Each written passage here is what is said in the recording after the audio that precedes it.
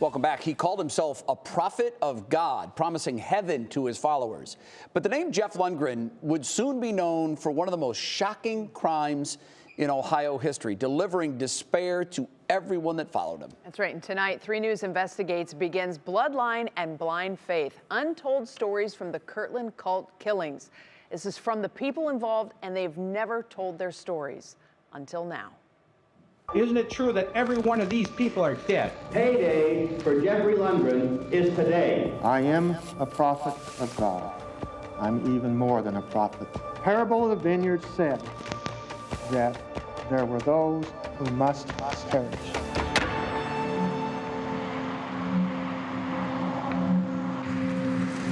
In 1989, cult leader Jeff Lundgren killed the Avery family. More than a dozen men and women followed the self-proclaimed prophet through fanaticism, into the wilderness, and ultimately to prison. 35 years after justice was served, Damon Lundgren, Jeff's oldest son, and Danny Kraft, Jeff's most loyal follower, speak for the first time.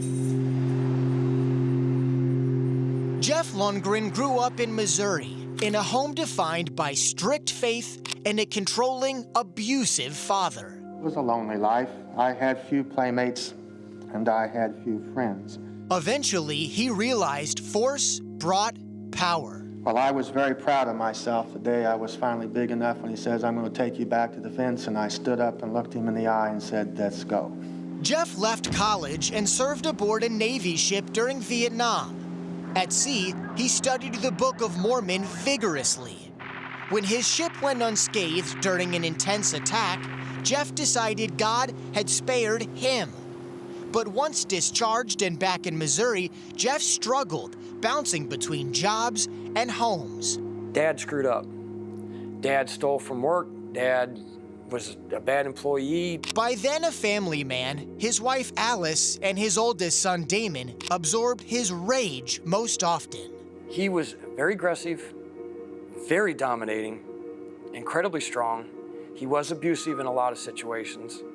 I don't think that was the key defining thing about him. He was the most devout person I've ever seen. Lacking direction, Jeff clung to religion like a lifeline.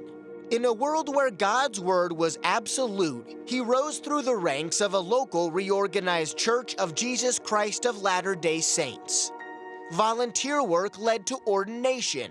His sermons and classes were intense. Everything was run according to what he understood God wanted. As life in Missouri improved, Jeff read a divine revelation from Joseph Smith, the founder of Mormonism, that changed his life forever. Kirtland, Ohio was a sacred site for the Mormon faith since its earliest days, when Smith relocated there in the 1830s. Jeff Lundgren felt like God was guiding him. He believed what he believed, and he did what he believed. And nothing on earth was going to come between those two things. Jeff relocated his family to the sacred site in 1984 and started as a tour guide at the historic Kirtland Temple that Smith had built in 1836. He quickly became a church leader and eventually something more. Danny Kraft grew up in Nauvoo, Illinois. In a community that was so caring, so loving. The same Joseph Smith who built the Kirtland Temple founded Nauvoo. While many of his loved ones were devout in their faith, Danny found himself questioning organized religion. Began to see these contradictions that I couldn't reconcile. In the early 80s, I decided I'm going to start reading a lot of these texts. Didn't make sense. And so I started investigating these things. After high school, Danny began working as a tour guide himself, walking visitors through his hometown's storied past. He excelled, and church leaders encouraged him to forge a new path in Kirtland during the summer of '85. And so I got on a train and wound up in Cleveland. Kraft didn't go to Kirtland to find a prophet, but quickly connected with Jeff Lundgren. By then, Jeff was nearly running the temple. No one's tours were more detailed. But it was the things that he said and the way that he said them that was unique. No one studied scriptures more intensely. Dad had a passage in the scriptures for everything he did. Creating his own theology, his tours and teaching often clashed with church leadership. And when he was giving a tour, Dad was God. He was an authority. Everyone had to listen to him. People didn't like what Jeff was teaching. A growing group of parishioners began putting Jeff over the church itself. A self-proclaimed prophet was rising. It opens the door to new questions and new ways of thinking about the world. And I loved it because I believed it was the truth. And with each step, his devotion to a higher power twisted into power over other men.